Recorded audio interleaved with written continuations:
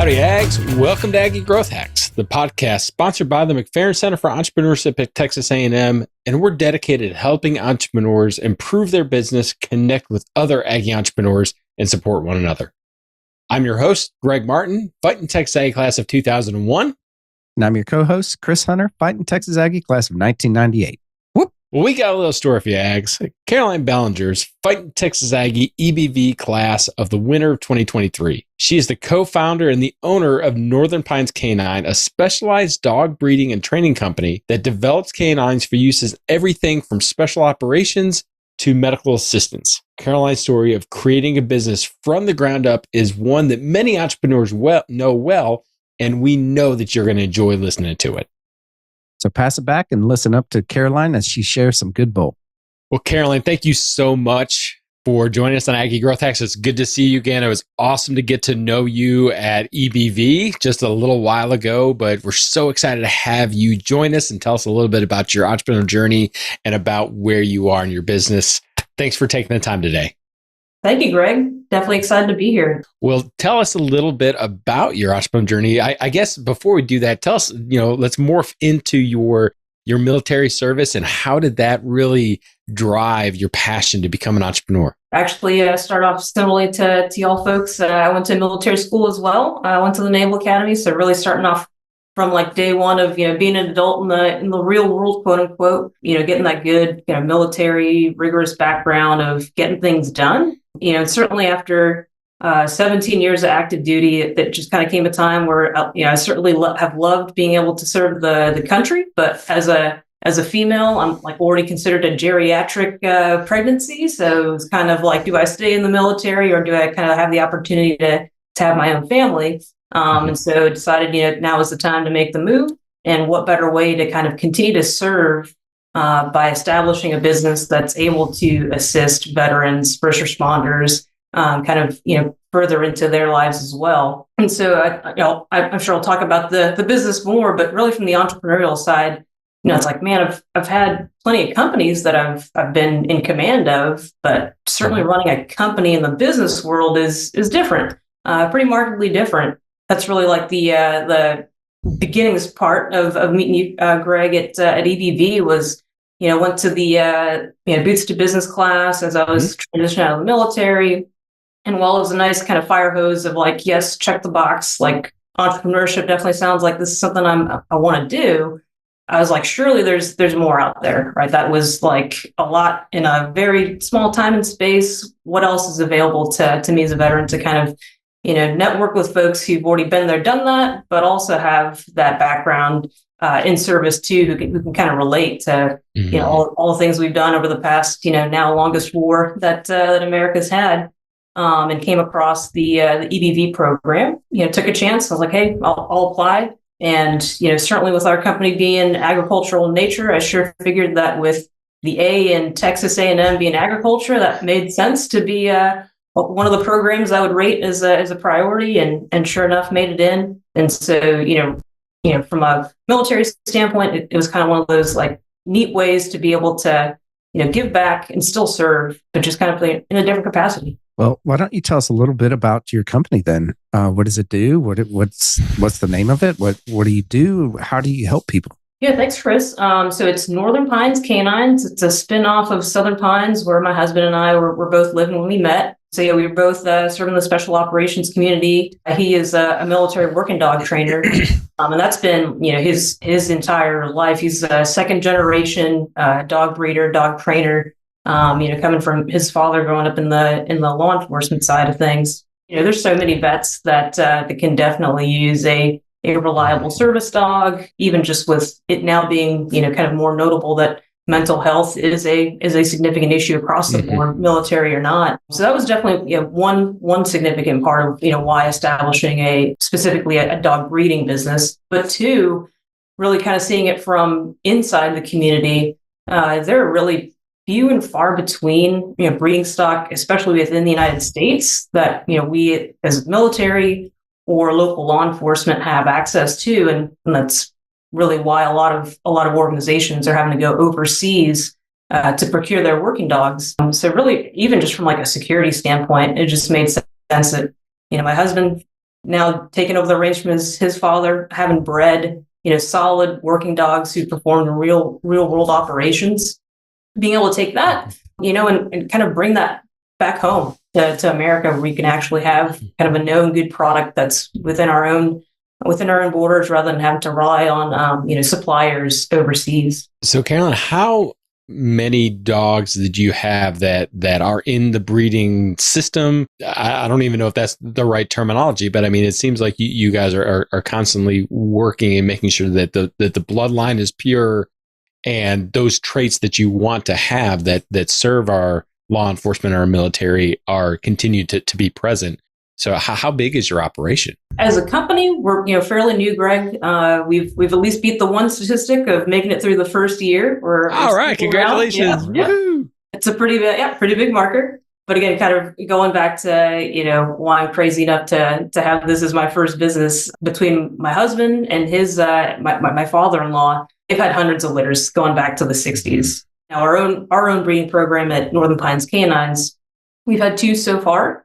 Right now, we're still in the kind of middle of the training process for getting one of our dogs ready for a little boy here locally with autism. It's pretty crazy. He kind of goes from being pegged at 11 out of 10, and then once he has his dog with him, he's just super calm and kind of collected. So it's pretty cool to see. Wow, that's pretty cool.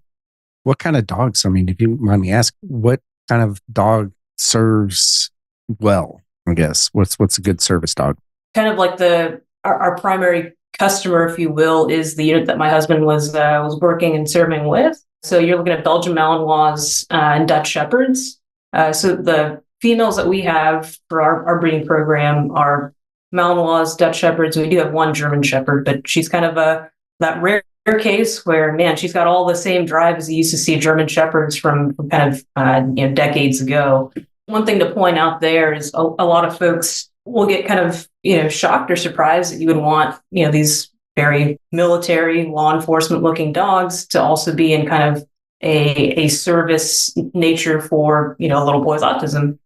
And the point that kind of we bring up is like a good dog is a good dog and great training is great training. And so kind of at your base, in order to have a dog who's able to perform 24/7, for their human who needs that assistance, you need a dog who has that drive, right, to serve that purpose all the time, and kind of not just be a bump on a log, if you will. Kind of like you still need that mental stamina within that dog to fulfill that purpose, kind of at a drop of a hat. And even last year, my husband trained a dog to do detection for a gal with narcolepsy. She doesn't have quite the pass out and fall over, but she does have episodes where she'll kind of go into a trance-like state based on scent, like the kind of the scent that her body will give off prior to having an episode.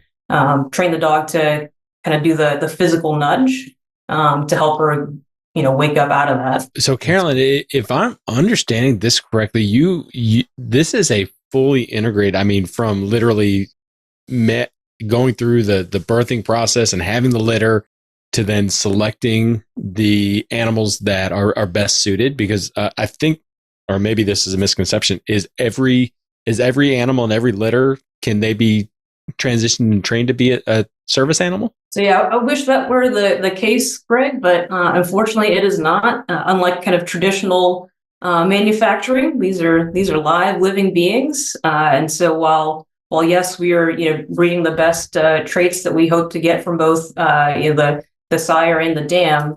Inevitably, every litter is going to have its own kind of personality. This one might be showing itself as better suited for kinetic operations in military law enforcement, and on the other hand, we might find one that just seems to have that natural emotional connection with human beings, and we're like, okay, yes, if we're coming across whether it be private family or maybe a law enforcement department that's looking for just strictly a comfort dog, that's kind of like the beginnings of a weeding out process, or kind of not necessarily weeding out, but just earmarking the selection. This dog displays these traits that will make it better suited for this task as opposed to that. And again, we're, at least from our program, we're kind of starting off with baseline one, right? Like we just don't have the joys of what my father-in-law had of great genetics that were largely unchecked from, kind of various oops breedings or kind of happenstance breedings, that we're able to, kind of start from where we are at. And because of that, we're still getting some dogs out of any given litter that, they'll be nice quality pets for folks, but you're not going to quite make it to a tier 1 unit as a dog there. Is the training protocol it can't be the same. It can't be, if you're gonna have a tier 1 operator, that has got to be different than someone who is helping with someone who's got narcolepsy or autism or something. There's got to be radically different protocols. Yeah, and even of our latest litter, so they're hitting 6 months now.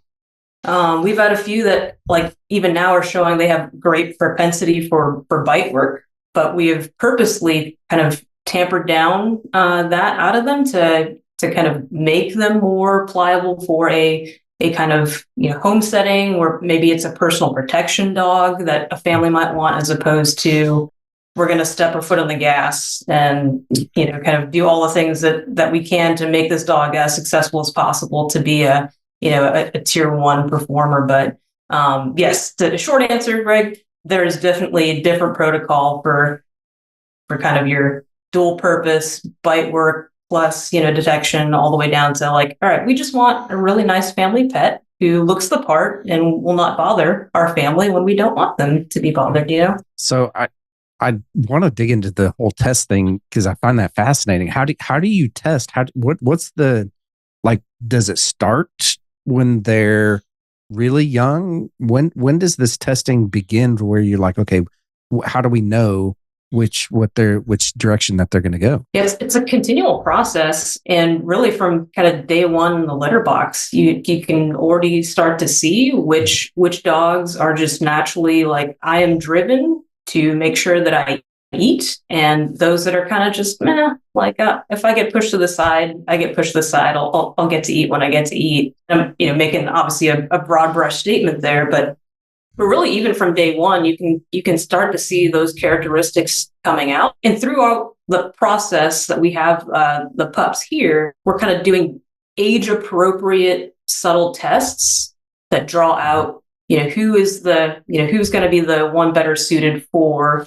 kind of your kinetic, chaotic environments, as opposed to who's going to be better suited for your opposite end.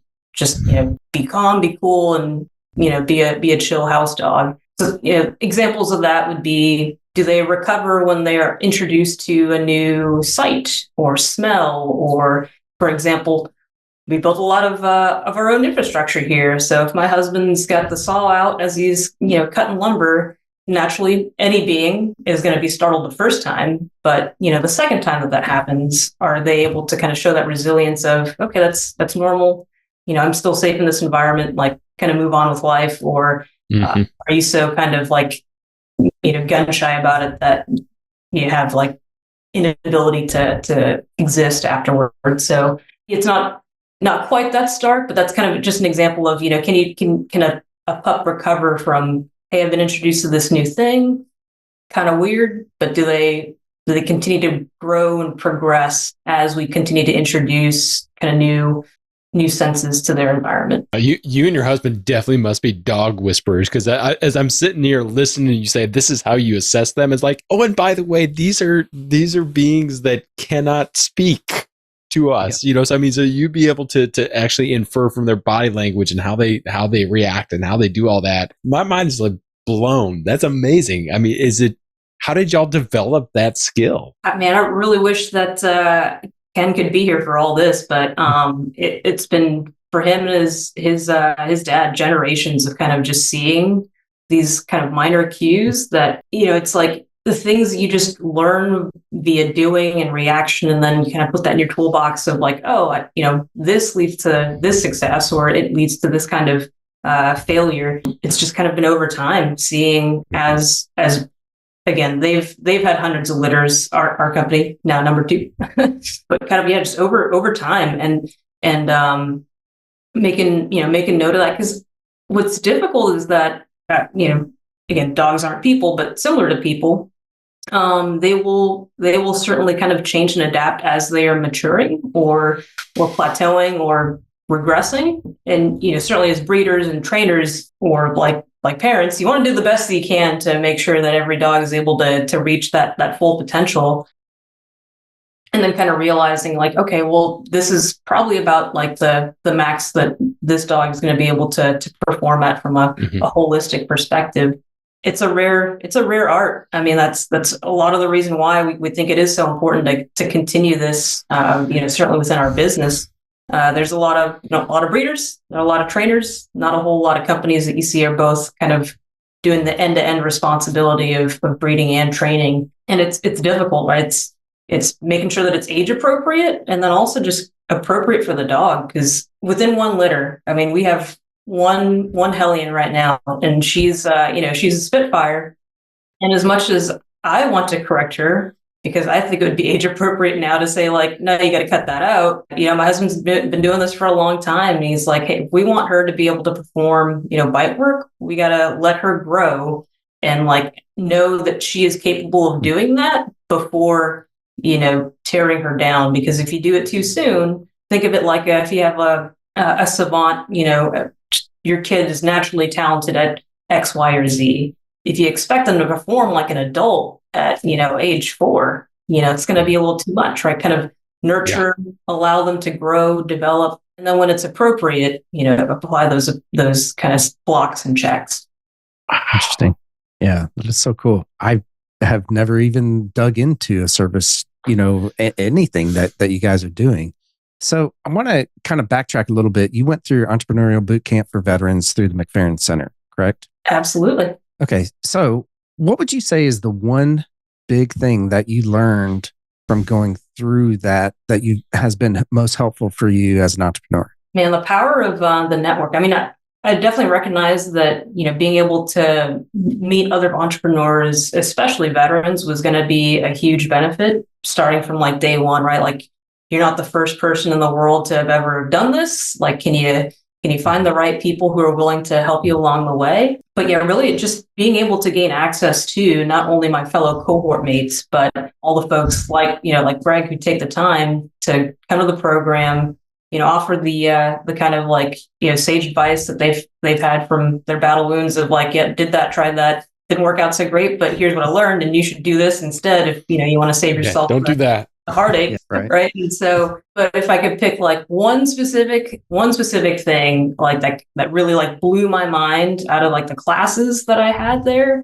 man, the class we had on ChatGPT. I guess I'm a boomer born in the 80s. I had not yet like messed around with ChatGPT up until like getting that class.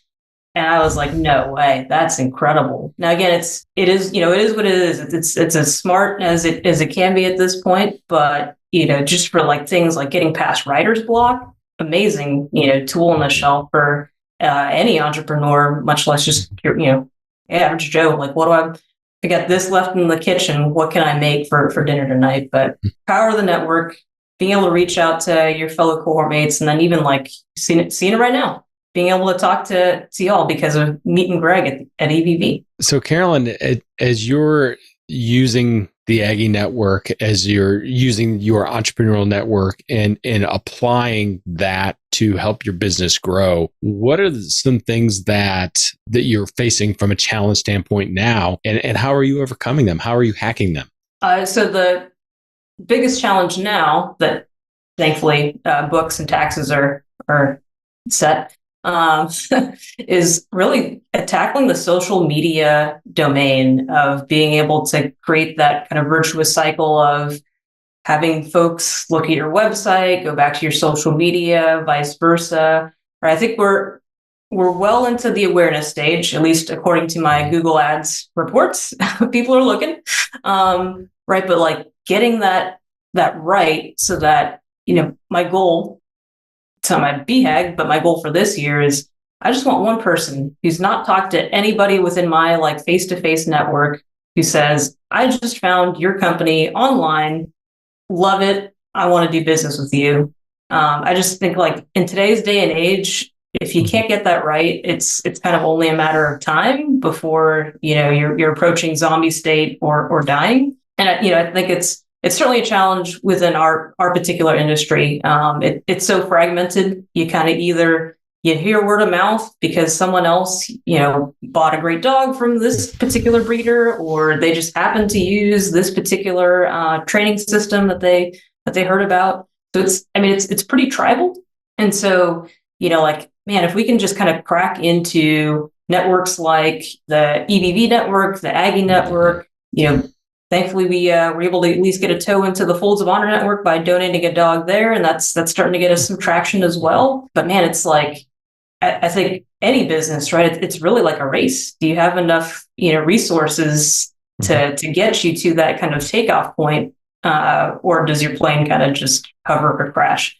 And so, digital media, trying to figure that out so that I can get our business, healthier away from the wiggle in between. What am I doing there? I definitely have explored many social media platforms. I'm using Sprout Social now as a way to kind of help me figure out what's working, what's not. I still need to, however, leverage the EBV network and reach out to the team who came and talked to our class, because I know that they are way better versed in figuring this out than I am with, just open source searching around. So definitely that's on my large to-do list of taking advantage of folks that have actually been able to come in contact with. So yes, that'll be my next stop. I might know someone that can help you out. All right. So the next question here, and this is something that we ask absolutely everybody who comes on Aggie Growth Hacks here, is what is your big, hairy, audacious goal? What is your 5 to 10 year moonshot? Where is Northern Pines Canines going to be in 5 to 10 years? This one, right? Like going back to the whole dog breeding and dog training is so tribal. If we can, a big, hairy, audacious goal, right? Establish kind of like a train the trainer or like school type of network where we can offer classes to folks who want to learn good dog training. And again, I know that there are a lot of places that offer good dog training, but dog training that we know provides reliable results because it's provided reliable results to the nation's, most demanding canine unit. And, being able to use that as a jump point to one, kind of level the playing field in terms of getting more folks up to speed on what actually works as opposed to what you may have Googled. And many personalities exist out there and say yes, this is the thing you need to do. But, we often find it's pretty gimmicky and very situational as opposed to here's real dog training that is sustainable, that is based on real world reasons why these things work. Dogs use their nose. If it's scent based, fantastic, because that's what they're going to use. If it's, actually based on rewarding via their food as opposed to all kinds of extraneous praise, it's probably going to work. And so being able to do that, I think, would be fantastic. I don't, while there are franchises that exist for dog training, I don't quite think that's the route we want to go. I think it really comes down to being able to give people the tools to succeed and allowing them to, be able to take that with them and do their own special flavor of, hey, that was great, but here's how I'm going to tweak it to make it even better for my strong suits and personalities. But I think really it's man, I don't know how else to say it, but there are a lot of bad dog trainers and a lot that are just looking to, make a quick buck or even more nefariously, use it for money laundering, right? There's all kinds of crazy wonky stuff that happens out there. And so just being able to kind of level set that playing field, it's not just a certificate. This is real training that's based on proven experience. And from what I hear you and your husband are developing, this is a gross generalization, but you're not looking to train every dog out there. You have expertise and knowledge and a very specific skill set to train a very specific skill set of a dog. And it's okay that you're niching into and building that network and everything. I can't wait to see that explode, which is something that's pretty amazing. Yeah, I think, while yes, we will train if, even your little tiny Pomeranian needs some training, we're not going to. How did you know I have a Pomeranian? Because, one of our core philosophies is good dog training is good dog training, right? If you can't train your dog to do this level, then why should I trust you to train my dog to this level, right? So is it gimmicky or is it not? Is it real dog training or is it not? Our real target is to be able to provide specialized dogs for specialized purposes. Just reality is like we're a new company, so we're not going to say no to business while we're trying to get our plane off the ground. But yeah, certainly from an entrepreneurial standpoint, truly the reason why we exist is to breed and provide working dogs for working people. Well, thank you so much for sharing that. BHAG, can't wait to see that come to fruition. Carolyn, we're in the lightning round. One rule you've got. Okay, I'm being generous. We'll play by Chris's rules. You got 60 seconds, 1 minute to answer every question. Carolyn, what is a personal hack that you use that has helped you and that we can learn from? Personal hack for me, I need to set reminders on my phone in order to actually get things done and not let things slip by. I will say from the book standpoint, Atomic Habits, love it. The idea of it's better to at least do something than to do nothing. With all the great injuries I've had from now that the VA's helped me with, man, it's so much better to at least be able to take a hike for even just a short while than to let your PT slide or whatever it is. So yeah, just get a little bit done as opposed to getting nothing done. Love it. All right. Next question. What is your favorite business hack? This could be a book, podcast, whatever. We're Aggie Growth Hacks. Anything goes. So, of course, this show, I embarrassed myself by asking Greg, I must have run out of episodes or my iPhone's not playing all the episodes. Nope. I had listened to every single one because I commute from New Hampshire to Chestnut Hill, Boston College every day. So, love this show. And I love shows like it, talking about, entrepreneurs' struggles, making it through kind of regardless, and just love hearing other stories and kind of just get inspired knowing that these are other human beings who've managed to make it through, and it's okay. Expect that there are going to be struggles, and if you stick to it, you're probably gonna succeed. And we're going to do it all together. That's awesome. Carolyn, what's the best bit of advice that you've ever been given? And you get bonus points if you can tell us how you've actually applied it. I'm going to butcher this because it's a third-hand paraphrase, but it comes from General Mattis's book called Sign Chaos. So he's quoting Churchill, and it goes something like, "You must always prepare yourself because woe is the man whose opportunity touches on the shoulder and he's unprepared."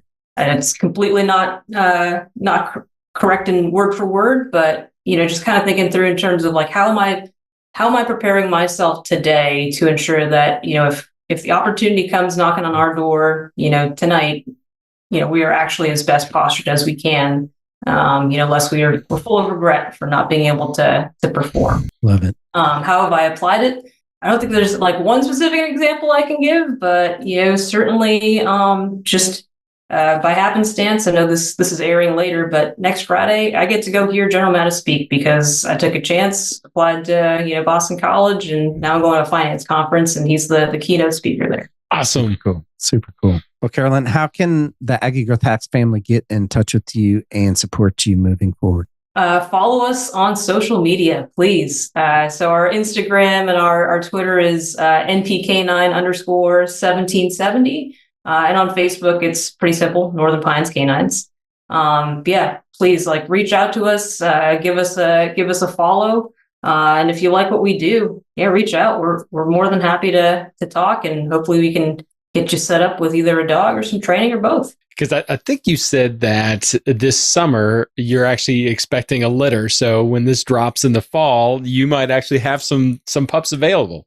That's right, Greg. Thank you. Yeah. So this summer we'll have another litter. And if you happen to be in the New England Northeast area, the Veterans Program is great. They always have a tailgate set up at the BC football games. So if you happen to be in the area, come by. We'll be there with a few of our pups, and we'd love to see you. Well, Carolyn, thank you so much for joining us on Aggie Growth Hacks. I can't wait for this one to drop and you to hear yourself as you're driving to school. I hate hearing my voice. We might give you a pass on that, but seriously, thank you for your service. Thank you for telling your story and giving a lot of examples and a lot of motivation to say, okay, this is what it takes to build a business, a family business, and your willingness to share all of that on Aggie Growth Hacks. Thank you, Greg. Thank you, Chris.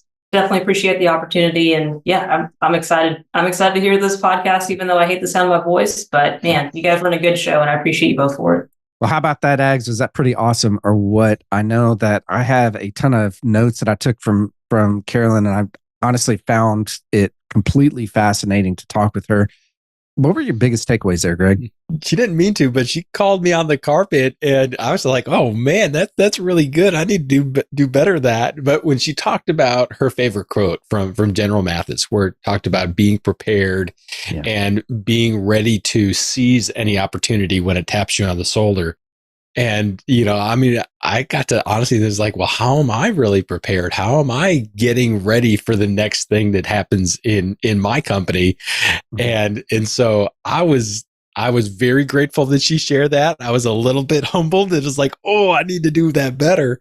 But then she also summed that up with atomic habits of just get a little bit better, do something better than is doing nothing. But I love her story. I love the passion that she has and the knowledge that she and her husband have, but also to be challenged of you can't rest on your laurels. You can't get so bogged down in your day-to-day operations. Improve, get better, be prepared for what's coming next. So I'm going to go work on that after we're done recording. But what about you, Chris? What'd you learn? I love that too. I just found it fascinating talking with her and really learning more about the service dog breeding and training industry. I mean, it's super interesting. I probably could have talked with her for another hour or so, but I think the biggest thing that I came out of it with is that they are niched down into service dogs, right? And they have a very specific breed. They have a very specific, way of training and how to weed them into, are you going to be a service dog for autistic or child, or are you going to be a biter, right? That's what she kept saying, biting training, right? Are you going to be a service dog for law enforcement is where I took that. Like in my mind, that's like you see those dogs that are strapped to the guys that are parachuting, and like the dogs have the nods on and everything. It is like you make those. Yeah. So, and I was imagining them out there with those big puffy suits, having the dog, and we didn't dig into that, and we all hear this as entrepreneurs, right? Is that the riches are in the niches. And it is so true. And that's one of the things that I have taken, to heart for my own business, is because I'm focused solely on roofing companies.